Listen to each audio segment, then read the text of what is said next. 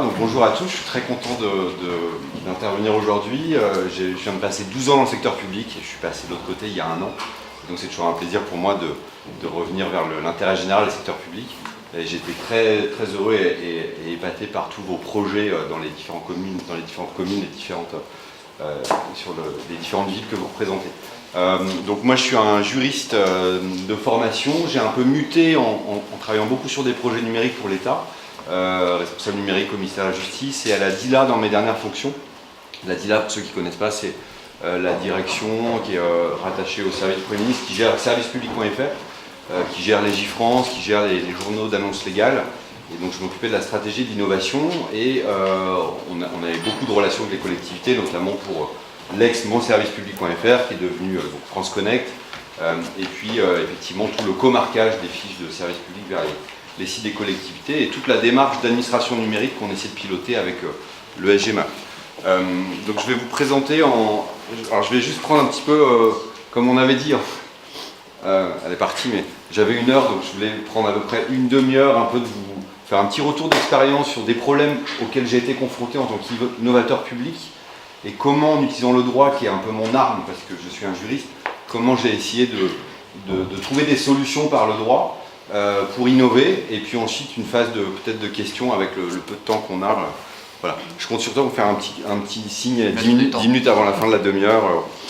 Donc mon principal enjeu, moi, c'était comment co-créer avec le monde extérieur en tant qu'administration, comment créer avec les écosystèmes de start-up, comment créer avec les autres entités publiques, comment créer avec les collectivités. Quand on est l'administration d'État, c'est pas toujours évident. Et comment co-créer avec les citoyens. Alors, je vais vous montrer 4 retours d'expérience assez concrets. Hop. Ah oui. Alors le premier, c'est, vous avez tous vécu ça, j'avais un projet numérique à mener, commande du politique, mais avec un budget insuffisant. Et dans ces cas-là, ce qui est très intéressant, c'est d'utiliser l'arme du droit pour ne pas financer tout soi-même, ne pas tout mettre dans la commande publique. Alors du coup, je me rends compte que vous n'allez rien voir du tout, mais c'est pas grave, les slides sont en accès public, je suis très licence Creative Commons, open source et tout, donc vous aurez accès à tout. Et vous pourrez même l'enrichir sous réserve de partager vos enrichissements, c'est ce qu'on appelle les licences virales. Je rappelle juste un petit article qui est assez méconnu, mais qui est assez formidable. Et dans la commande publique, on peut faire beaucoup de choses avec. C'est un décret qui a été publié en 2009. On l'appelle le décret APIE. Je ne sais pas si dans la salle ça vous dit quelque chose, l'APIE. C'est l'Agence pour la valorisation du patrimoine immatériel de l'État. Et donc, l'APIE, à la suite d'un rapport sur l'économie de l'immatériel, s'est aperçu qu'au niveau public, on avait plein de richesses immatérielles, des savoir-faire, des marques, des données, des applicatifs, et qu'on ne savait pas trop les valoriser. Alors que lui, le secteur privé, il est très intéressé de travailler avec le secteur public, notamment pour utiliser sa marque et contribuer à l'intérêt général. Et donc dans cet article, c'est ce décret du 17 mars qui a été mis à jour en 2016, en fait c'est tous les cas où vous pouvez obtenir de la rémunération ou en tout cas un avantage pour des prestations fournies par l'État au profit de toute personne publique ou privée. Alors vous avez bien sûr tout ce qui est cession, concession, licence de droit de propriété intellectuelle, ça on ne va pas en parler là. Ce qui est très intéressant, c'est participation à la création de droits de propriété intellectuelle ou de biens lorsque ceux-ci résultent de l'exécution d'un marché public ou d'un partenariat. C'est-à-dire que nous le verrons tout à l'heure, quand on passe une commande publique, en général on est option A ou option B. Est-ce que j'ai une concession des droits ou est-ce que j'ai une cession de droits à la personne publique? Mais cet article permet d'aller beaucoup plus loin dans les montages contractuels, à condition de les maîtriser un peu. Le problème c'est que, et je sais qu'il y a des collègues de la commande publique dans la salle, mais en général, la commande publique, ils ont déjà plein de compétences en droit des marchés publics, mais pas en propriété intellectuelle. Et dans l'administration, on a peu de compétences en propriété intellectuelle. Donc on a du mal à mixer les deux. Mais en gros, et vous verrez des montages que j'ai fait là-dessus, c'est que cet article vous permet de dire, voilà, moi j'ai tel budget, je vais amener telle ressource dans le projet. Par contre, on va partager le résultat du marché ou du partenariat, on va partager les droits de propriété intellectuelle entre nous. Par exemple, la commande publique, moi ici, c'était de faire une base de données vidéo pour tous nos enfants, collégiens, lycéens, pour mieux comprendre la justice. Okay. Donc moi, pendant des années, je m'étais aperçu que les sociétés de production audiovisuelle avaient besoin de filmer dans nos tribunaux, et qu'en permanence, ils nous demandaient des autorisations, ils tournaient leur film, ils le passaient à la télé, et après, je me retrouvais à racheter les droits. Ça m'était avec de pardon, j'avais payé très cher les droits, pour les amener à l'ENM, au greffier, pour la formation. Je m'étais dit, bah, vu que je suis en position de force au moment où ils demandent l'autorisation de tournage, je vais leur dégainer ma licence, je vais dire, moi, je vous autorise à rentrer les caméras dans l'enceinte du palais, mais je veux pouvoir réutiliser 5 minutes d'un documentaire à finalité pédagogique pour diffuser sur Internet en accès libre. Et donc ça, du coup, on avait le contenu, d'accord, on avait du contenu, donc on a valorisé le contenu et on a dit au prestataire, voilà, je passe un marché. Moi, j'ai besoin de créer une base de données pédagogique et je vais garder les droits pour le secteur public, pour l'usage non commercial, et je vais vous autoriser à réutiliser commercialement le résultat. Et là, je peux vous dire que le budget, au lieu de payer 300 000 €, on paye 60 000 €. Donc déjà, c'est une technique toute simple qui commence à être un peu répandue. Les partenariats, une autre commande que j'avais eue, c'était le politique qui voulait monter le dispositif Amber Alert en France. Donc le politique me dit, il faut toucher tous les Français en 5 minutes par tous les écrans disponibles quand un enfant disparaît et qu'il y a certains critères qui sont toujours là d'ailleurs dans les membres, notamment quand la vie de l'enfant est menacée. Et vous savez que malheureusement, quand un enfant disparaît, quand ça se termine par un homicide, 90% des cas, ça se joue dans les 3 heures qui suivent la disparition. Il fallait traiter. Qu'est-ce qu'on a fait ici? On a fait un partenariat, on a créé une marque, Alerte Enlèvement, on a créé une charte graphique, et on a fait ce qu'on appelle un appel à manifestation d'intérêt. N'oubliez pas, ce montage-là est très intéressant. J'ai pas d'argent, mais j'ai une belle cause. Et le privé, qu'est-ce qu'il veut? Il veut travailler avec le public. Très intéressant. Et du coup, on a dit, voilà, on a une convention, on a des conditions. Alors, on a pris la marque, parce que le décret vous permet aussi d'aménager l'usage d'une marque. Et vous dites, si vous voulez utiliser ma marque, Alerte Enlèvement, qui est une marque publique, hein, voilà les conditions, notamment vous engagez à diffuser mon message. D'accord? J'ai même été surpris, un jour, on avait eu un alerte enlèvement, c'était le ravisseur et avait passé 2 heures dans un bar tabac à PMU, avec l'enfant enlevé. Et on s'était aperçu qu'on a fait un maillon faible, c'était le bar tabac PMU. Et ben la Française des Jeux, elle a accepté d'interrompre les rapidos, les machins, et de diffuser l'alerte pendant 3 heures en continu. Et ces 2 éléments-là, vous voyez, ont rien coûté. 2 exemples d'utilisation de ce décret. Donc, alors on voit pas là, je ne synchronise pas. Hop, excusez-moi.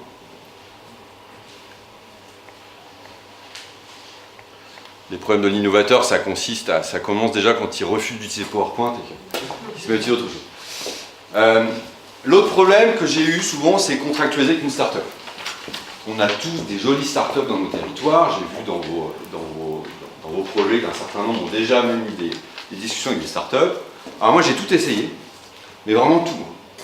Et j'ai usé jusqu'à la direction des affaires juridiques de Bercy pour repousser les lignes, parce que l'État dit en permanence, on veut développer l'achat innovant.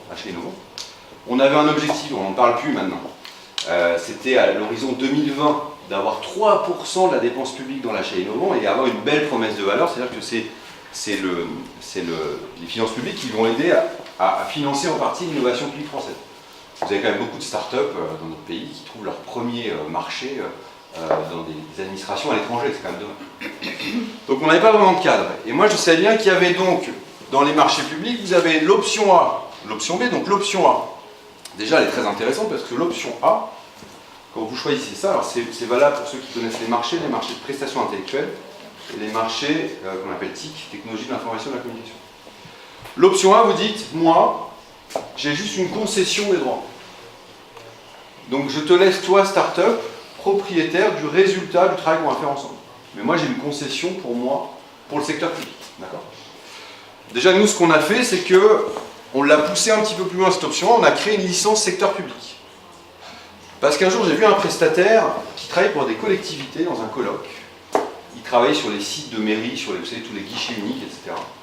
Et il disait, moi, j'ai revendu 37 fois ma technologie de prise de rendez-vous par Internet. Et là, je me suis levé, je n'ai pas pu m'empêcher. Je dis, monsieur, c'est un scandale, c'est honteux, vous ne devriez pas vous réjouir de ça, au contraire. Mais en creusant la question, le problème c'est que chaque acheteur public dans la collectivité individuellement, il met une concession, parce qu'il ne va pas mettre une cession de droit, ça va coûter plus cher l'option B. Il met l'option 1, la concession, d'accord? Il vous laisse les droits intellectuels. Mais du coup, moi en tant que prestataire, je peux aller revendre à la collectivité A, la B, la C, la D. Alors qu'à un moment, s'il y en a un qui fait l'effort de dire, moi je partage, je mutualise mon achat, le résultat, je ne sais pas, au Grand Paris par exemple, toutes les collectivités du Grand Paris, bah déjà là je fais naître un peu une notion de ressources numériques communes, réutilisables par l'ensemble des collectivités du Grand Paris. Bon, moi j'étais en administration centrale, où on avait le rôle d'ILA, qui est l'opérateur numérique de l'État, donc il fallait bien qu'on amène des ressources. Du coup à un moment on s'est dit, quand on fait développer quelque chose, on essaie de le mettre, pas en cession de droit parce que ça va être trop cher, et je ne veux pas priver le prestataire de le réutiliser ailleurs, mais en licence secteur public, ce qui me permet effectivement de dire à tout le monde, bah, je vous amène, quand vous montez un GIP, un GIE ou un syndicat informatique au niveau de la région, il faut pouvoir amener déjà des ressources communes au-delà de ce que fait déjà le HGMA. Et l'option B, alors l'option B elle est très intéressante aussi parce que les acheteurs publics, qu'est-ce qu'ils font? J'ai vu un acheteur public d'une très grande collectivité d'Île-de-France, que je ne citerai pas, mais très très grande, et qui me disait, mais moi de toute façon c'est simple, je mets tout en option B.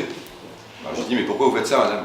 Elle me dit, ben moi ça me sécurise, parce qu'au moins je me fais céder tous les droits, et au moins je suis sûr de ne pas avoir de problème de propriété intellectuelle en exploitation. Mais je lui dis, c'est dommage, parce que déjà vous payez beaucoup plus cher, mais en plus vous arrêtez là, vous faites céder les droits, et les codes sources, les données, les algorithmes, tous les livrables, souvent ils dorment dans un placard, parce que l'administration, elle a les droits, mais elle n'en fait rien. Alors que tout l'intérêt d'être titulaire de tous les droits intellectuels, d'option B, ben, c'est précisément de les ouvrir, de les repartager, et faire en sorte que je ne sois pas dans la dépendance d'un prestataire, mais que je puisse bénéficier de la multitude, hein, comme dirait Verdet dans son bouquin L'âge de la multitude, je vous recommande, que je puisse profiter de la multitude. Vous voyez, le Justimémo que je vous ai montré avant, maintenant que je suis dehors, je peux parler, je peux dire vraiment les choses. Mais le Justimémo que je vous ai montré avant, qui était une base de données, j'avais mis dans mon marché option B, et j'avais mis que je le remettrais en open source. Parce que moi, mon intérêt est une base de données pédagogique. C'est pas mon métier. C'est le métier du ministère de l'Éducation nationale, de la recherche. Donc pourquoi je voulais le mettre en open source à votre avis? C'était que je savais bien que c'était un besoin connu par d'autres entités publiques, qu'elles-mêmes, elles allaient peut-être passer des marchés et repartir du pot commun, du même code, du même développement, et ensuite enrichir ma solution. Et moi, si demain je veux récupérer un enrichissement, bah, je suis une collectivité, je suis un ministère, bah, vous enrichissez quelque chose, je vais pouvoir le réutiliser pour moi et le plugger. Et on n'est pas du tout dans cette logique-là dans la dépense publique. On est chacun pour soi. On est chacun pour soi, le pouvoir adjudicateur, et il pense que c'est la propriété intellectuelle. Alors qu'en fait, ça peut aller beaucoup plus loin que ça. Donc en fait, on a beaucoup exploré entre je suis propriétaire et c'est à moi, c'est tout fermé, et je partage avec mon prestataire, tout le champ n'est possible de partager, soit à l'échelle de ma commune, soit de mon interco, soit de l'État en général, soit du monde entier, quand je suis sur des licences totalement virales. Pour revenir aux startups, bon, ça ne sert à rien que je vous montre trop parce qu'on ne voit pas très clair, mais... Donc, au bout d'un moment, moi j'avais un petit budget, à la DILA en tant que responsable innovation, le DILAB, pour faire travailler des startups. Et les startups, de toute façon, les marchés publics, la comptaient pas, donc j'avais une chose. Je faisais des hackathons, et le problème à l'issue des hackathons, c'est que je ne pouvais pas contractualiser. Donc finalement, j'ai mis en place une convention de recherche et développement basée sur l'ex-article 3.6 du Code des marchés publics, parce que j'avais trouvé une faille. Il est écrit dans le Code des marchés publics, donc c'est les marchés négociés, hein, que dès lors qu'il y a un partage des droits de propriété intellectuelle, donc c'est ce que je viens de vous montrer, et dès lors que l'entité en face participe à la création de la propriété intellectuelle, c'est le décret que je vous ai montré tout à l'heure, je peux négocier de gré à gré. D'accord ? Donc je l'ai fait, pas sur des 200 000 €, mais je suis monté jusqu'à 60K. Quand je vous dis 60K, c'est vraiment de gré à gré. Hein. C'est que je négocie avec la start-up, elle participe, mais c'est pas de la prestation, c'est du partenariat, qui n'a rien à voir. Et voilà un peu le montage. Donc ici, en plus, c'était rigolo, parce que là, on était en tripartite entre la DIDA, les mines, alors là, en plus, j'ai un acteur universitaire, et une start-up. Et je vous mettrai le modèle à disposition, parce que je l'ai fait valider par Bercy, donc vos acheteurs publics, ils ne pourront pas vous refuser, ils ne pourront pas vous dire c'est pas légal. C'est pour ça qu'on a fait le C'est bien, c'est bien. C'est filmé là? Ah oui, zut. C'est validé par la direction d'affaires juridiques de Bercy, on a beaucoup discuté, donc voilà, ça a été là le tampon, etc.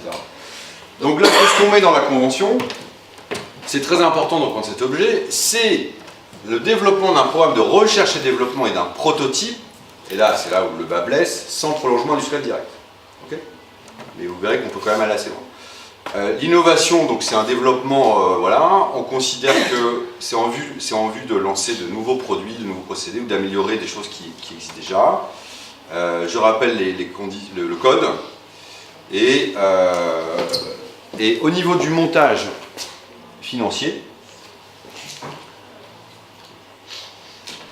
je vous ai dit, la condition du code pour faire ça du gré à gré avec une start-up, c'est que la start-up ou le monde universitaire, il participe. Donc ça veut dire qu'en gros, vous allez valoriser les apports. Vous allez dire, moi j'ai des apports, n'oubliez pas vos apports en industrie. Vous avez des profils, vous avez des expertises, vous avez des gens qui connaissent bien les territoires, vous êtes les mieux placés. Donc vous allez dire, voilà, moi j'ai 10 jours hommes d'un attaché territorial, j'ai 15 jours hommes d'un chef de projet numérique. Voilà combien ça vaut. D'accord? Vous le mettez en jour. Ça c'est pas toujours facile en interne, hein, parce que dire bah toi tu vaux ça, mais vous valorisez les jours hommes, c'est les apports en industrie. Vous valorisez les apports en nature.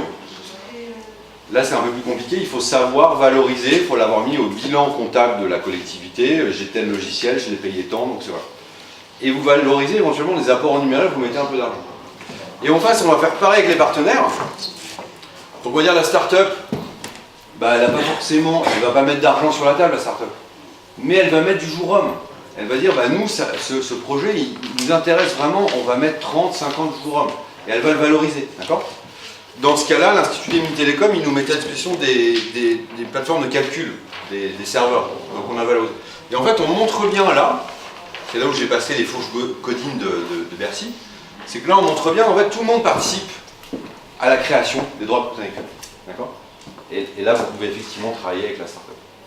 Mais la start-up, il faut bien le faire comprendre, elle est partenaire, elle n'est sûrement pas un prestataire.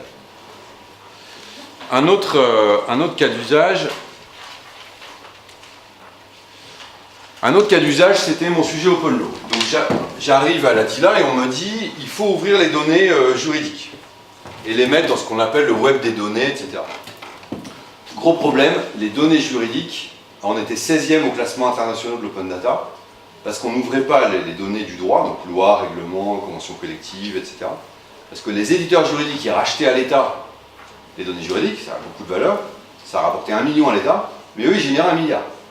Donc on savait très bien, si vous voulez, que le jour où on allait mettre en open data les données juridiques, ça allait être un énorme chantier dans notre petit monde du droit, qui a finalement pas tellement bougé depuis les codes napoléoniens. Et donc du coup, la stratégie qu'on a eue, c'est se dire, on va faire de l'open data, mais on ne va pas s'arrêter à mettre sur DataGouv nos jeux de données. On va carrément stimuler l'innovation. On va faire des concours d'innovation, on va faire des conventions de R&D, on va faire des partenaires d'innovation, on va faire des biens communs informationnels. En fait, au lieu d'enrichir tout seul la donnée, à la DILA, il y avait beaucoup de monde, et moi je me rendais bien compte que pour enrichir la donnée et aller vers le service public de la donnée en permanence, je ne pouvais pas le faire seul, ou alors ça me coûterait trop cher. Il faut le faire avec la foule, hein, ce qu'on appelle en anglais le crowdfunding. Et du coup, l'idée, ça a été d'ouvrir les données, de mettre en place des concours. Et à l'époque, on n'avait pas ce décret-là que vous avez la chance d'avoir maintenant, qui est paru cette année, et qui est peut-être passé inaperçu. Mais en gros, moi, quand j'ai ouvert des jeux de données, les premiers au niveau du ministère de la Justice en 2009, on était les seuls de l'État à le faire, et il y avait déjà des collectivités qui étaient en pointe. Et il y a deux grandes stratégies en open data. Je ne sais pas si ça vous parle, l'ODBL. Vous pouvez lever la main, c'est bon ça. Okay. En fait, vous avez, alors, je ne vais pas faire de politique, mais en gros, en 2010, moi, je n'avais pas accès à l'ODBL. Nous étions sous la droite, et les collectivités qui ouvraient des jeux de données sous l'ODBL étaient sous la gauche. La différence, c'est que, en fait, les administrations d'État, jusque récemment, jusqu'en 2016, on avait une obligation d'ouvrir sur la licence étalable, donc j'ai participé à la rédaction, qui était très bien, qui est une licence très permissive, mais en gros qui dit, j'ouvre mes données, l'État, le privé, pardon, se les approprie, crée de la valeur, Mais moi, entité publique, je ne revois jamais rien. Et pour avoir fait beaucoup d'open data pendant des années, je peux vous dire, quand j'allais voir mes équipes ou mes directions, je leur dis, ouvrez les données, c'est une obligation. Je dis, oui, mais c'est quoi le ROI? Comment je vais avoir un retour? Comment je vais co-construire le service public avec mes administrés? Bah, au niveau juridique, je ne pouvais rien faire parce que j'ouvrais mes données, et c'était une approche très libérale dans le sens où c'est pas à l'État de faire, c'est pas aux entités publiques, c'est le privé qui va faire. Ce qui était d'ailleurs à l'origine du mouvement Open Data, la directive européenne de 2003. Et moi j'étais un peu jaloux des collectivités qui pouvaient dire, moi j'ouvre des données sous une licence virale, mais attention, tous ceux qui vont réutiliser mes données, qui vont enrichir, ils vont repartager au pot commun. Et moi, collectivité, j'ai la possibilité du coup de co-construire mon patrimoine informationnel, mon hub de data, ma ville intelligente, avec le privé. Vous voyez la différence? Et du coup, on l'a passé dans ce texte. Maintenant, on a 2 licences. Vous avez le choix. Vous avez 2 stratégies. Et vous pouvez choisir la licence étalable, qui peut être très bien dans certains cas, ou la licence ODBL. Mais attention, la licence ODBL, derrière, il faut gérer la communauté. Hein. C'est pas parce que vous allez mettre sur votre portail Open Data que si tu réutilises mes data, tu me repartages, puis ils vont le faire. Il faut que vous ayez un GitHub, un GitLab, que vous ayez un fork de données, il faut qu'il y ait des gens dans la collectivité qui animent ces entités. Sans doute ça peut être mieux fait au niveau de la mutualisation, mais c'est très important de le dire. Et on l'a élargi un peu au logiciel libre. Si je reviens à mon option B dont je parlais tout à l'heure, je passe à un marché public, je suis en option B. Je me fais céder les droits. La commande publique, en général, elle met ça, elle fait un copier-coller, vous me cédez les droits. Et bien en fait, maintenant, il s'agit d'aller plus loin. Non seulement vous me cédez les droits, mais attention, moi, je vais les redistribuer sous une des licences open source listées là, ou licence open data citée là. Et vous voyez le potentiel. Même moi, si demain, je suis votre prestataire, je vais plus répondre à votre marché. Parce que si le marché est en option B, ça veut dire que moi, je pourrais réutiliser ce que j'ai fait pour vous. Comme le monde entier d'ailleurs. Mais moi, je pourrais réutiliser ce que j'ai fait pour vous. Donc, c'est une approche totalement différente qu'on a mis en œuvre avec ce décret-là. Donc un petit mot rapidement sur ce qu'on a mis en place à la villa. Donc on a d'abord mis on a ouvert les données, on a mis en place des concours. Hein. Donc les concours, c'est pas très compliqué, ça permet de doter. Effectivement, alors bon, moi c'était pas compliqué parce que je descendais au 2e étage et je publie au JO, mais bon, vous c'est pareil, vous pouvez publier aussi des arrêtés, etc. Et du coup, on avait mis un concours. Les critères, le concours en public, c'est qu'il faut être transparent sur le jury, sur les critères d'attribution. Le petit problème que j'avais avec mes comptables, c'est qu'il fallait que les sommes, bon là c'était des 10 000 €, soient versées à des personnes physiques. Donc du coup après la start-up, je dis bon t'as 10 000 €, mais c'est à toi de repartager avec les gens qui ont participé. Hein. Et nous on a incité dans le règlement de concours de dire, ceux qui vont répondre à mon concours, ils vont redistribuer sous des licences ouvertes. D'accord? Parce que là c'est intéressant parce que vous enrichissez le commun du territoire. Donc ensuite, on a essayé de passer, une fois qu'on avait les concours, on a essayé de passer en convention de RD des startups. Donc là, on a réussi. On en a passé pas mal, donc jusqu'à 60 000 €. Voilà. Et alors après, on est passé au partenariat d'innovation. Alors là, je voulais vous dire un mot là-dessus, parce que moi, ça m'a fait rêver quand ils sont arrivés. Je me suis dit, enfin, je vais pouvoir faire monter une startup jusqu'à l'industrialisation. Parce que c'est bien d'avoir un POC, on l'a tous fait, etc. Mais à un moment, je veux intégrer le développement dans mon SI, dans mon système d'administration numérique. Et la startup, quand elle va voir la DSI, effectivement, elle n'a pas de séquestre des codes sources, elle n'a pas une armée de développeurs. Et donc tout l'enjeu, c'est de pouvoir faire monter avec elle de la phase de recherche à la phase de développement à la phase d'industrialisation. Et là, je me suis beaucoup battu. Donc vous verrez ici, ça c'est ma demande à Bercy, etc. Pour partenariat d'innovation. Et moi, ce que je voulais, c'était que les startups qui avaient participé à notre cycle... Ah, pardon. Ah, c'est vraiment pas pratique, je vais finir avec un torticolis. Mais... Hop. Ouais.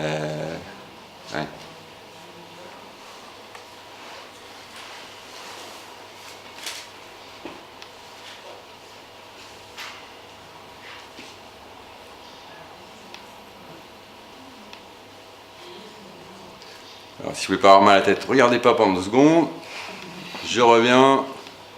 On remonte dans le temps. Donc ça, c'est ma demande sur les partenariats. Alors, première contrainte que m'infligeait le droit public, c'est que la solution... Alors là, je parle bien du partenariat innovation. Donc là, on parle bien d'un marché public classique. Hein, c'est juste que... est-ce que je peux commencer aux startups en disant on va commencer par une phase de recherche, et si ça marche bien, vous allez être lauréat du marché public, vous êtes le vrai fournisseur. Okay.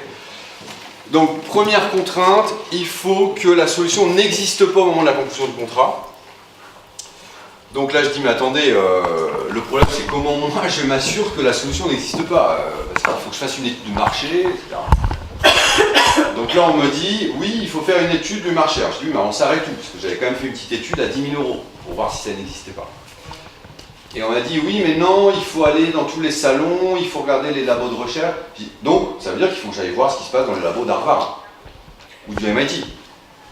Donc, déjà, ça veut dire que moi, le coût de la recherche va me coûter plus cher que le partenariat d'innovation. Et je ne vous raconte pas une commune de 10 000 habitants. Donc, c'est mort, votre truc. Donc, ça, pour l'instant, ça ne marchait pas.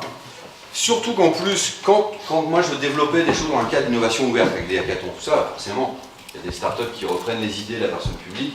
Donc ça devient difficile de dire que ça n'existe pas, parce qu'on a toujours un qui dit, mais en fait, ce que vous demandez, moi je l'ai déjà fait. Pas que je me trompe. Deuxième critère, il faut que l'entreprise soit une entreprise innovante. Alors je dis très bien, mais alors, est-ce que vous avez une définition d'entreprise innovante? Alors ils n'en avaient pas, alors du coup j'ai proposé une définition, j'ai dit, donc, alors si, il disait, il faut que ce soit une entreprise qui soit éligible au JEI, enfin vous savez, les dispositifs fiscaux de l'entreprise innovante. Très bien, mais là c'est déjà une entreprise d'une certaine taille, qui a pu se payer un avocat fiscaliste qui a fait le montage. Une start-up qui démarre, on peut aussi vouloir l'encourager sur son territoire, elle ne rentre pas dedans. Donc moi j'avais essayé de pousser l'idée que les start-up qui avaient participé à mes concours, à mes hackathons, qui avaient pris du temps pour venir travailler avec l'entité publique, puissent être considérées comme une entreprise innovante. Donc ça reste un débat doctrinal, mais c'est pas encore validé, et ça fait couler encore beaucoup d'encre. Il reste 10 minutes. Ok. Tout ça pour vous dire que moi, le partenariat innovation, je ne l'ai pas utilisé, parce qu'aujourd'hui, avant de le critiquer, j'ai passé beaucoup de temps dessus. J'ai même dirigé des mémoires avec mes étudiants, tout ça. Pour moi, il est inapplicable, mais aujourd'hui, je sais que le gouvernement veut le simplifier. En gros, vous savez, le problème du marché public, c'est qu'on a une présomption de corruption du fonctionnaire depuis 14-18. Parce qu'il y a une histoire en fait avec les cercueils des poilus où il y avait eu un marché public truqué et finalement les poilus on les a compressés dans des cercueils de 1,50 m, c'est horrible mais c'est la vraie histoire. Et que depuis il y a une présomption de corruption du fonctionnaire. Comme tu dis, alors qu'on sait très bien que ça peut se passer d'autre manière. Et du coup on a toute cette complexité, etc. avant de pouvoir contractualiser. Donc je sais que le gouvernement veut simplifier ça. En tout cas il y a une autre procédure qui fonctionne, hein, c'est la procédure concurrentielle avec négociation, et lorsque le besoin consiste à une solution innovante, on peut l'utiliser, qui est plus simple que le partenariat innovation, et si vous voulez industrialiser, utilisez-la dès le départ. Si vous voulez vous limiter à faire travailler un partenaire, une start-up, la convention de RD est largement suffisante. Et juste un dernier cas d'usage. Oui, juste pour finir, OpenLaw, alors ce que j'ai fait à la DILA, c'est que je m'étais aperçu que c'était très compliqué de faire monter en industrialisation sur Légifrance, sur le service public, les startups qu'on avait en quelque sorte incubées. Donc on a changé un peu de stratégie. On s'est dit on va stimuler la création d'une personne morale de droit privé, une association, aujourd'hui qui est d'intérêt général. Et on va créer en fait, dont le but ça va être de créer les communs publics-privés, et on va créer un statut de contributeur au commun. C'est-à-dire qu'en fait, l'association, moi j'ai pas mis d'argent en tant qu'État, j'ai mis 0 €. J'ai animé des programmes, donc j'ai mis mes équipes pour animer les programmes. J'ai parfois réservé des lieux comme celui-là pour réunir l'écosystème, là j'ai passé des marchés classiques. Et en fait c'est le secteur privé lui-même qui est venu mettre de l'argent, des grands groupes qui avaient des intérêts aussi à travailler avec les startups, parce que n'oubliez jamais quand vous êtes entité publique, vous êtes face aux startups, mais les grands groupes là ils aiment bien s'intercaler entre vous et eux. Donc eux ils peuvent mettre de l'argent, mais ils ne peuvent pas le mettre directement dans les caisses de l'État. Donc il faut une structure intermédiaire. Et on a créé un statut de contributeur au commun. C'est-à-dire que tous les gens de la communauté qui avaient des compétences, je ne sais pas, des designers, des graphistes, des développeurs, qui voulaient contribuer au commun, ils cédaient leurs droits à l'association, et l'association les distribuait sous des licences libres et ouvertes. Ça permettait de rémunérer les gens qui participent à la chose publique d'une manière tout à fait légale, en passant par une association. Aujourd'hui encore, OpenLaw a souvent été cité en exemple réussi de collaboration publique-privée. Et on a même essayé dans la loi Le Maire de faire évoluer la loi, c'est-à-dire que dès lors qu'une association est reconnue comme travaillant sur les communs, alors il y en a plein, hein, il y en a beaucoup qui ont des projets dans la mobilité, la fabrique des mobilités, ils sont tout à fait sur les mêmes modèles, hein. Je travaille beaucoup avec eux pour permettre toutes les données de déplacement de la population. Et en gros, ce qu'on avait voulu faire ici dans la loi, c'est de dire, dès lors qu'une association a pour objet social de contribuer à développer les biens communs publics-privés, alors on a une exception au code des marchés publics, on peut mettre de l'argent dedans. Parce qu'avec tout ce que je vous ai montré, moi, en tant que dealer, j'ai jamais pu mettre 1 euro dans Open. Hein, on l'a financé, mais j'ai jamais pu le faire. C'est complètement idiot, parce qu'après je vais passer des marchés publics à 2 millions d'euros. Je disais souvent, et je le dis face caméra, mais bon, je prends des risques, mais c'était un budget de 200 millions d'euros sur les recettes, mais moi j'étais persuadé qu'en prenant 1% de ce budget, en le mettant dans les communs, on aurait fait 10 fois mieux, à 100 fois moins cher. Et donc, et pour conclure, donc ça, n'oubliez pas, c'est les bases de données de référence, c'est-à-dire que là, on a un vrai service public de la donnée, c'est-à-dire que là, au niveau des textes, on s'est engagé, notamment, vous, ça vous intéresse sur le plan cadastral informel, ou la base adresse nationale, BAN, ce sont des vrais communs que vous pouvez réutiliser dans tous vos projets, et dès lors que vous travaillez avec le privé, vous les invitez à réutiliser ces bases, ces biens communs informationnels, parce que du coup, ils vont les enrichir. Ils vont enrichir les données qui concernent votre collectivité, et vous allez vraiment rentrer dans une dynamique communautaire. Et juste pour conclure, je voudrais vous montrer maintenant ce que je fais côté privé. Parce que je me suis retrouvé, et avec joie, parce que je dis souvent avant ce que je faisais en 1 an, maintenant je le fais en 4 jours en entreprise. Ça fait plaisir, un petit mot. Nous, on est une entreprise, on est une entreprise mi-juridique, mi-numérique, et donc on est des professionnels du droit, des avocats, des experts comptables, et on s'est allié avec des gens du numérique, des ingénieurs informatiques, ça pour créer Séraphin Légal. Et en fait, je me suis dit, mais qu'est-ce que je pourrais faire en tant qu'entrepreneur? Parce que j'ai tellement envie de contribuer à l'intérêt général. Et j'ai quitté l'État, parce qu'à un moment, voilà, il fallait que je quitte l'État. Mais j'avais vraiment envie de contribuer. Et je me suis souvenu qu'en tant qu'État, ce que j'aurais voulu que le privé fasse. Du coup, on a créé le consortium InJustice pour contribuer au service public numérique de la justice. Bon, c'est pas totalement anodin, parce que Macron a mis 520 millions d'euros pour numériser la justice, donc il y a quand même des moyens. Mais ce qu'on a créé, c'est une association d'intérêt général. Une association d'intérêt général, donc j'ai pris la présidence, et on a réuni derrière tout un écosystème d'universitaires, de start-up, de grands groupes. Et ce qu'on leur demande, en gros, c'est d'amener toute leur technologie gratuitement à l'État. Parce que si vous voulez, aujourd'hui, l'État, et je l'ai connu pendant longtemps, il finance la première ligne de code. Il a tendance à refinancer ce qui existe déjà, parce qu'il a beaucoup de mal à réutiliser les problèmes de propriété intellectuelle, de réutiliser ce qui existe déjà, et notamment dans la French Tech. Et du coup, on a fait un mécanisme qui est très simple, c'est que côté entreprise, l'intérêt, c'est quoi? C'est qu'elle va céder ses droits sous la licence secteur public, dont je vous parlais tout à l'heure. Elle va mettre à disposition sa technologie à l'État. C'est du mécénat technologique. Elle peut amener des ressources, c'est du mécénat de compétences. Et elle va défiscaliser. Et le secteur public, au lieu de dépenser 80 millions d'euros pour faire une plateforme des petits litiges à 5 000 euros, il va repartir de l'existant, le meilleur de la LegalTech. Quelque part, pour moi, c'était renvoyer à l'État aussi, parce que l'État est à l'origine, par Open Law, de la LegalTech, qui est un écosystème aujourd'hui qui a 220 startups qui marche beaucoup. Et maintenant, la LegalTech, elle peut aussi renvoyer la balle à l'État. D'ailleurs, l'État, il avait ouvert sous des licences permissives, donc il n'a jamais eu le retour. Et du coup, côté entreprise, bah moi, quelque part, je préfère amener mes technologies à l'État, quitte à payer moins d'impôts à défiscaliser, d'accord? Plutôt qu'un État qui va aller durement percevoir l'impôt, passer des marchés publics, passer une commande publique, et à l'arrivée, j'ai que 5% qui arrivent vraiment dans l'innovation et 95% dans l'intermédiaire. Donc c'est un autre modèle. Aujourd'hui, on l'a fait sur la justice, parce qu'on est des juristes, et ça nous intéresse d'abord de servir notre ministère de tutelle, mais il est tout à fait transposable dans plein d'autres domaines, ce modèle-là. On peut aussi imaginer qu'une entité publique soit membre directement de la structure. Alors les coopératives d'intérêt collectif ont été faites pour ça, hein. Il y a beaucoup en région, il y a beaucoup de projets dans ce sens-là, dont l'objectif en fait est de créer les biens communs, publics-privés, dont on a besoin pour développer la notion de numérique.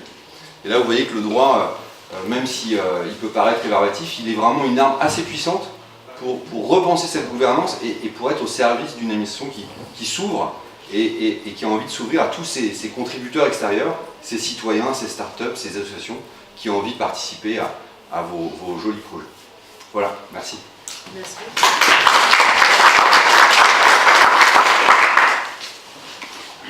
On a le temps pour des questions-réponses, profitez-en. On peut rentrer un peu dans le concret aussi, peut-être des exemples sur votre offre.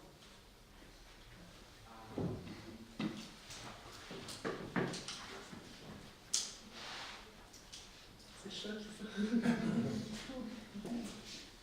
Petite question par rapport à la convention avec les mines, tout ça.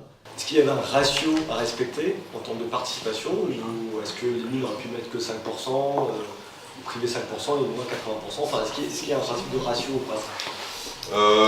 Il fallait que ce soit significatif, ouais. Mais ce qui était surtout important dans l'édition que j'ai eue, c'était que les apports soient jamais que de l'industrie, du numéraire ou du nature. Et les mines, d'ailleurs, j'avais ce problème, parce qu'ils amenaient des serveurs qui s'appelaient TerraLab, parce que l'État avait financé sur un ANR il y a 10 ans des serveurs TerraLab qui étaient pour mutualiser la puissance de calcul. Et après, quand il y a eu les programmes d'investissement d'avenir, moi je m'ai insurgé parce qu'à chaque fois dans les PIA, on remettait un budget pour des serveurs. Et au bout d'un moment, le truc des mines a disparu parce qu'il n'y avait pas d'usage. Donc moi je disais à Bercy, au service du Premier ministre, essayez de vous mettre d'accord, parce que essayez de forcer au moins l'usage de cette ferme qu'on a financée pour... voilà. Et du coup, non, eux ils avaient surtout d'ailleurs, c'est une vraie question, parce qu'ils avaient surtout cet apport en nature qui était des fermes de serveurs avec la suite Hadoop et tout ça. Et du coup, ils ont rajouté de l'apport en industrie avec des chercheurs, des labos, qui participaient au programme, et ils avaient une vingtaine de jours d'apport en industrie, parce que ça aurait pu poser problème, effectivement.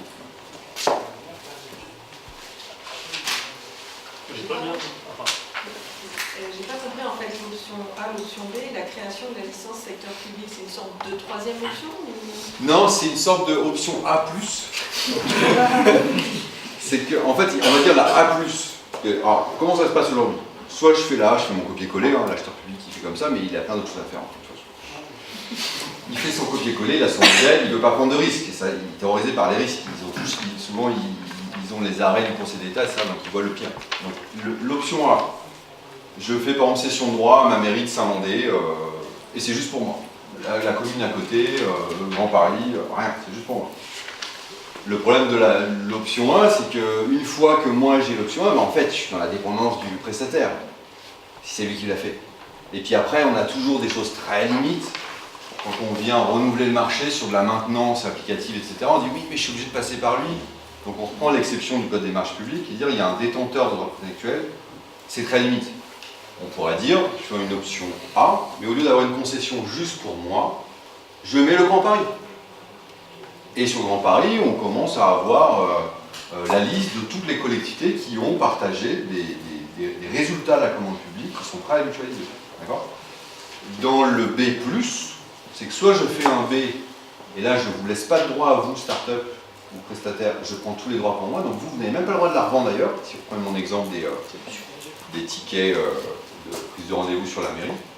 Mais le B+, et on peut le faire maintenant avec le nouveau texte, le décret 2016, je peux aller plus loin en disant non seulement je me fais céder les droits, mais je me fais céder les droits pour les redistribuer sous une licence libre et ouverte pour que le monde entier puisse le réutiliser. Je peux faire de l'option B secteur public. En fait, ce qu'il faut jouer avec le droit, et surtout que la bonne école, c'est sur la granularité. Hein.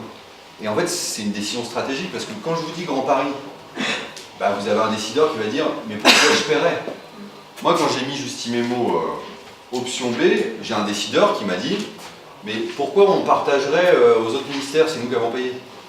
Je dis « monsieur, si tout le monde réagit comme vous, effectivement, on ne la fera jamais, nous souvenir. » Mais il faut bien qu'il y en ait un le premier qui va peut-être payer un peu, mais pas forcément, parce que si vous expliquez bien au prestataire que c'est aussi son enjeu, parce qu'il ne faut pas oublier qu'il y a un droit à la paternité, et que s'il a fait quelque chose pour vous qui est bien, et qui est réutilisé par d'autres, il y a de fortes chances qu'on passe par lui. Donc c'est son intérêt aussi. Allez, monsieur.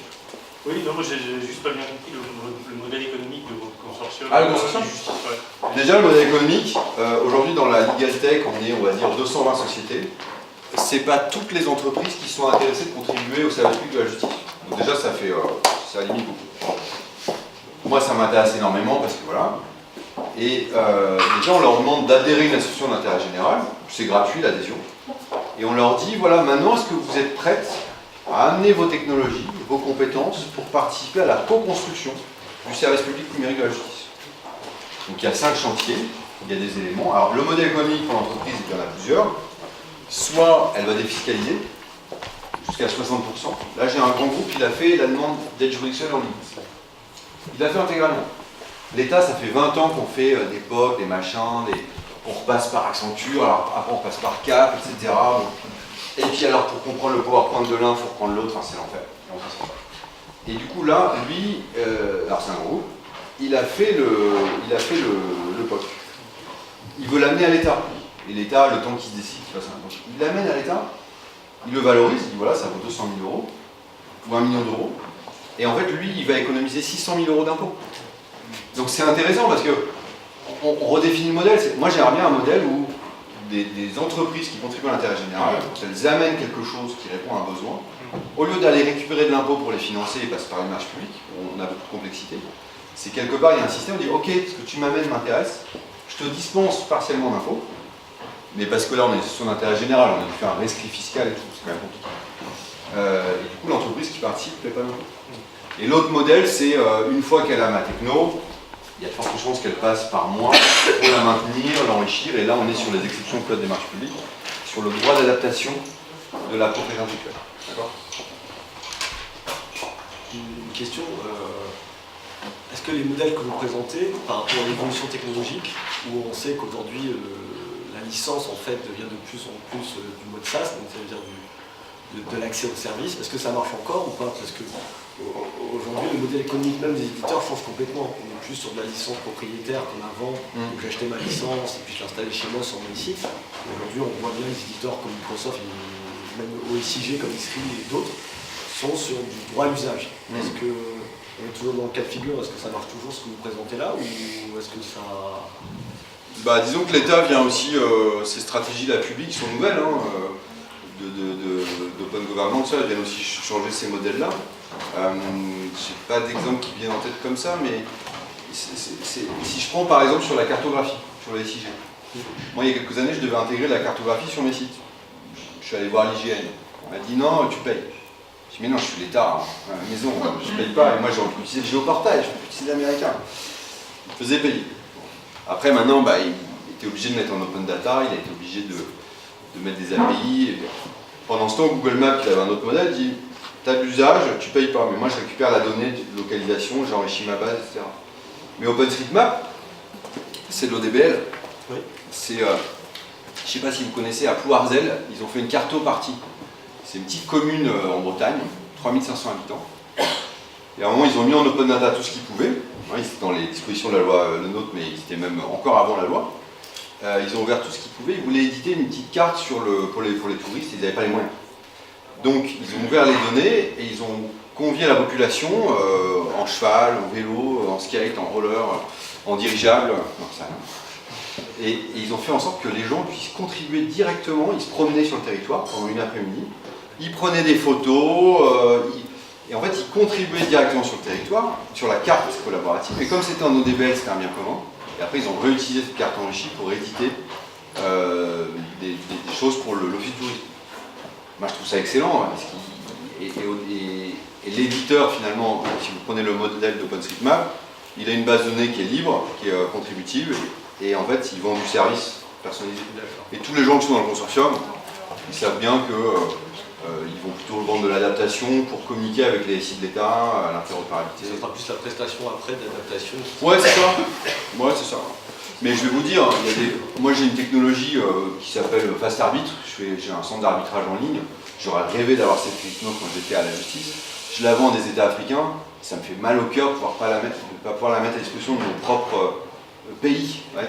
Et je sais qu'il va passer un marché, sinon il va dépenser 60 millions. C'est dommage. Et moi-même, je suis prêt à le faire gratuit à l'État, parce que je sais que quand j'ai un client public français, ça vaut de l'or. Imaginez demain, j'ai le Grand Paris. Je ne sais pas qu'il ne faut pas payer. Mais vous avez des marques. Maintenant, je suis côté privé, je m'en rends bien compte. Parfois, je me dis même, mais pourquoi je paye mes prestataires? Bon, c'est un peu... faut pas dire ça. Mais c'est fabuleux que vous avez une référence publique. c'est un signe de crédibilité, c'est énorme quand vous voyez tous les contrôles qu'il peut y avoir, etc. Et à l'étranger aussi. Parce qu'à l'étranger, vous avez des marques comme le Grand Paris ou l'État français, c'est une très belle marque. Ça se valorise les marques, hein, faut pas oublier. Mais dans ce cas-là, comment on prend en compte donc, la mise en concurrence entre startups? Imaginez que 36 000 startups viennent Ouais. se présenter chez vous. Ouais.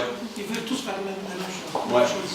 C'est très important parce que même si juridiquement vous pouvez passer la convention RD en direct de gré à gré avec le cousin du copain, c'est pas terrible, on est d'accord. Donc moi ce que je faisais c'était des hackathons, c'était de l'innovation ouverte. Je faisais des concours avant. Je disais voilà, on lance un programme, voilà nous ce qui nous intéresse. On met un petit peu d'argent, mais pas forcément beaucoup, hein, 3 000, 5 000 euros, c'est symbolique pour des gens qui vont passer un peu de temps. Les critères sont publics, tout le monde peut participer au hackathon. J'ai un processus où les gens s'inscrivent. J'ai un jury à la fin qui est composé de personnes, si possible public-privé d'ailleurs. Et puis j'ai une sélection. Et c'est plutôt après cette étape-là, après cette étape d'innovation ouverte, que je contractualise avec ce qui m'intéresse vraiment. Je pense que c'est possible de le faire en direct. Si par exemple vous avez un incubateur dans votre commune, j'ai lu qu'il y a quelqu'un qui était sur le lavoir par exemple, incubateur de start-up culturelles. Voilà. Si vous voulez aussi encourager des start-up qui sont dans votre territoire, ok, il y a un critère géographique, vous allez passer une convention RD. J'ai vu qu'il y a quelqu'un qui voulait faire un lien entre la collectivité et l'école. Il n'est pas là? Bah, ce que tu m'as envoyé alors, c'est pas bon. Et ça, moi j'ai adoré un projet comme ça, c'était une commune, Fontenay-sous-Bois. Elle est sur là? Non mais là ça s'est passé. 23 400. Ils voulaient faire une web radio, parce que c'est vrai qu'à un moment on fait tous des web TV, alors ça coûte très cher la web TV. Voilà. La web radio c'est très bien, c'est simple, ça coûte pas cher, je peux prendre mon iPhone, faire des reportages. Et en fait, ils n'avaient pas les compétences et le temps. Et donc du coup ils ont cherché un peu comment contractualiser cette échelle. Et finalement ils ont bossé avec l'école, et l'école ils ont créé des espaces création, c'est-à-dire qu'à un moment, les gamins ils voulaient se former aussi au numérique, ils avaient des super ordinateurs, etc. Il y avait quand même des temps dans l'école où en fait c'était pas occupé, le soir, le mercredi après-midi, le samedi après-midi. Et en fait ils ont fait un contrat entre la collectivité et l'école, ils ont dit voilà maintenant ce temps-là va être réservé à des espaces création. Les jeunes vont pouvoir solliciter des adultes, d'ailleurs les profs qui avaient des compétences numériques, du coup ils étaient revalorisés parce que les jeunes voulaient qu'ils restent avec eux le week-end, c'est quand même plutôt rare. Ils faisaient venir des startups extérieures, ils ont formé les gamins à faire un studio web radio et maintenant la mairie de Fontenay-sous-Bois, sa web radio elle est animée par les jeunes qui en plus se forment au numérique. Et ça j'adore ce genre de projet parce que la première innovation souvent elle est entre les entités publiques elles-mêmes. Qui peuvent avoir des espaces, qui peuvent avoir du matériel, qui peuvent avoir des compétences. Et puis nos gamins, hein, dans les écoles, ils sont friands de faire des choses. Qu'est-ce que vous répondez donc lorsque vous avez parlé qu'on fait travailler les startups en hackathon? Ouais. Les gens qui disent que c'est du travail déguisé, on fait travailler des gens gratuitement, c'est quand lorsqu'on prenait des stagiaires dans les collectivités, on ne les paye pas, etc. etc. Ouais. Alors vous voyez, c'est intéressant, là j'ai un client, c'est la CNAV, il développe la cohabitation intergénérationnelle. Donc super projet, ils se rendent compte que eux, en bout de chaîne, ils vont payer la retraite, ils ont plutôt intérêt à ce que nos seniors soient en bonne santé. Et pour qu'ils soient en bonne santé, on s'est aperçu que loger des jeunes, ça faisait de l'échange culturel, c'est intéressant.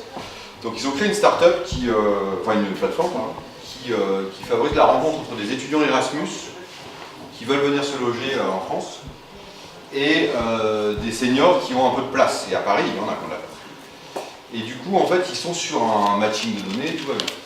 Mais après, il faut qu'ils travaillent avec les associations dans toute l'Île-de-France qui, eux, discutent avec les seniors, et notamment les espaces publics numériques, etc. Et en fait, là, du coup, moi, je leur ai su créer un statut d'ambassadeur. Là, je voulais, pour moi, dans mon arrondissement, c'est le 20e, je voulais qu'il y ait un ambassadeur, et en fait, qui vient voir les endroits où il y a des personnes âgées, qui leur explique le dispositif, parce que ça peut faire peur de se mettre sur une plateforme numérique. Du coup, on avait cette problématique de comment créer un statut pour une personne qui est complètement extérieure à la collectivité, au service public, mais qui va passer du temps dessus. Et en fait, on peut l'avoir par la plateforme. Parce que moi j'ai pas mal de clients qui sont des plateformes comme Stouti, enfin, des plateformes qui sont de mise en relation. Et de plus en plus, vous avez un peu les contributeurs, ceux qui passent beaucoup de temps sur la plateforme. Et en fait, par les conditions générales d'utilisation du site, tout ça, vous pouvez leur donner un statut. Dire voilà tes droits, tes obligations. Et je pense, et ça n'a pas été beaucoup fait, que dans tous ceux qui ont des projets de plateforme, etc., vous pouvez avoir un peu ce statut d'ambassadeur, de relais de service public qui est inventé, mais en fait qui juridiquement, c'est un contributeur de la plateforme. Il suit une formation, peut-être qu'il suit une formation où il y a du droit, il y a des choses comme ça. Et après, il n'est pas un fonctionnaire, on est bien d'accord, mais il n'est pas non plus quelqu'un totalement étranger. Il a un rôle dans la communauté. Ouais. Et c'est très intéressant parce que la première cible qu'on a attaquée avec le CNAP, c'est la population au chômage. Des personnes qui avaient certaines qualités, mais des qualités voilà, de communication, d'échange, qui ne trouvaient pas forcément leur voie, et qui vont prendre ce statut-là de contributeur numérique au service public, mais ça ouvre bien des perspectives.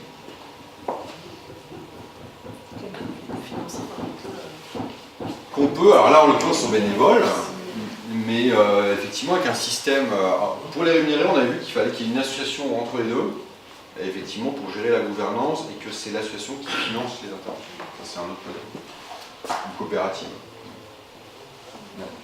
Moi je reviens du coup sur les achats innovants là. Le partenariat d'innovation c'est très pratique. Et du coup vous avez parlé de la procédure concurrentielle avec négociation. C'est la même chose que le dialogue compétitif ou c'est...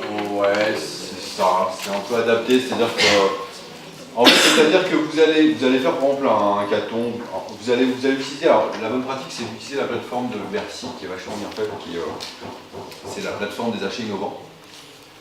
Donc vous allez ouvrir un compte et vous allez dire moi voilà, je suis la mairie, de Bagnolet, j'ai un projet, voilà mes moyens, je suis prêt à mettre tant de jours hommes, je dispose de telles ressources, on va pas forcément parler budget, mais on va faire comprendre qu'on n'a pas beaucoup d'argent. Et l'association qui gère cette plateforme pour Bercy, elle va sourcer pour vous. Vous allez avoir des gens, vous n'avez qu'une obligation de leur répondre. Et ça vaut mise en concurrence. Mais vous allez pouvoir dire dans vos appels à mention d'intérêt, vous allez pouvoir dire que il y a un temps, je crois que c'est 6 semaines du coup, sur cette plateforme, et vous allez pouvoir dire la suite, c'est éventuellement de faire un marché négocié, donc c'est bien une procédure concurrentielle. Quel que soit le montant. Alors après c'est là où quand on est sur le montant, donc il y a le 25 et l'autre en tête dans 90, je sais plus, pour les MAPA. Si vous êtes au-dessus du MAPA, oui, vous restez sur la formalité.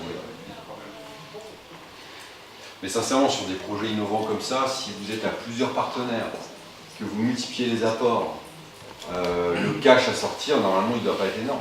Enfin, il est souvent sous 80 000 €. J'ai vu qu'il y avait beaucoup de projets de plateforme ici, il y en a beaucoup qui sont sur des guichets uniques. Mais les guichets uniques, si vous reprenez tout ce qui existe déjà, en fait, la pire erreur pour ceux qui ont des projets de guichets uniques là, sur leur site, ça serait de repartir à zéro. Quoi. Parce que, alors là, effectivement, vous allez payer très cher. Mais si vous faites le travail de dire, voilà, nous, on est le gouvernement ouvert, etc. On est l'administration numérique. On a ça qui est mis à disposition par le SGMAP, on a ça qui est mis à disposition par la DILA, on a ça qui est mis à disposition par... alors en Ile-de-France, on n'a pas encore trop de mutualisation, ça, mais en Bourgogne, ou en Bourgogne, ils ont une Bourgogne, en Bretagne, ils ont Imegalis, dans l'Hérault, ils ont Cogitis. Ici, en Ile-de-France, il y a un syndicat informatique. Et en fait, vous listez un petit peu toutes les ressources qui sont déjà là, qui existent, et vous dites à votre prestataire, vous repartez de ça. Et vous m'adaptez en fait ce qui existe pour moi. Bah, c'est plus du tout le même prix. En plus, moi en tant que prestataire, je me dis, waouh, super, je vais me faire la main un peu sur l'open source public. Il y a un GitHub dans l'État là-bas, avec toutes les API de l'État plateforme. En fait, vous lui dites, je veux faire un guichet unique sur mon site, mais je veux que vous repartiez de tout l'existant de l'État plateforme. Et là, forcément, vous retirez un zéro. Vous passez de 900 000 à 90 000 € ou 89 000 €.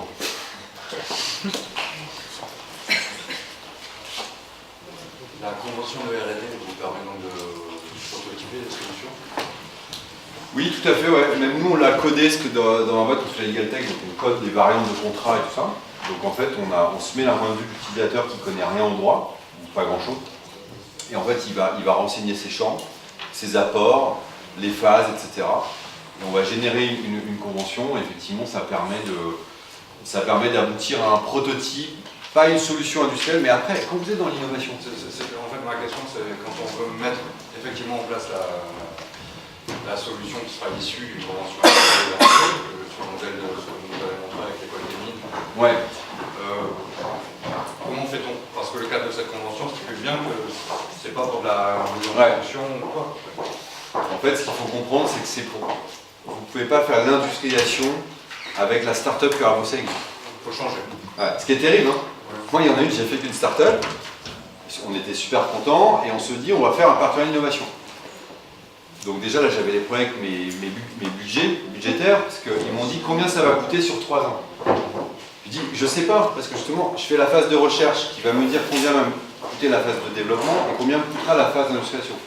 Il me dit, non, budget prévisionnel triennal, tu me dis combien ça va coûter sur 3 ans. Je ne peux pas. Donc déjà, on avait un problème là-dessus.